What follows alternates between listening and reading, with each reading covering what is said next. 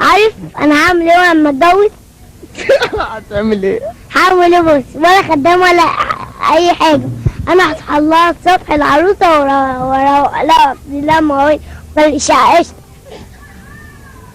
لا ايه؟ اغسل لها مواعين واخلي لها الشقه قشطه. تغسل لها ايه؟ مش سامع. تغسل لها ايه؟ اغسل لها مواعين وانشر لها الهدوم واخليها قشطه. وهي بقى هتكون بتعمل ايه؟ وهي هتكون بتعمل ايه؟ ابعت لها الاكل كمان وهعمله. انت اللي هتطبخ؟ انا اللي عامل كل حاجه في البيت بصراحه، وخليها كمان مديرة البيت. هي كمان تبقى مديرة البيت. عشان ما تجيش بقى تتخانق معايا وتقول لي انت مش مدير انت مدير بيت. اصل تيجي تقول لي انت حرام كده. دلوقتي احنا غنينا. اه فاضل احنا ما رقصنا. انت قلت لي انا برقص صح؟ ترقص ازاي؟ كده من غير طبلة؟ من غير طبلة ولا اي حاجة؟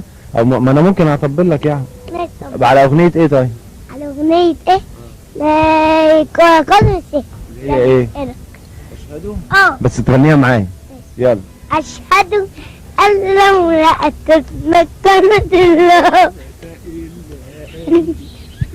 هي دي الحتة. دي الحتة اللي عندك اللي انت رقصتها. هي دي بس الحتة اللي انت رقصتها؟ ايوه. قول لي بقى. عايز تطلع ايه لما تكبر كده بكل المواهب المتعددة؟ دكتور امراض نسا. اشمعنى دكتور امراض نسا؟ يعني ايه؟ يعني بقولك عشان الفلوس والعمليات تحفة قوي.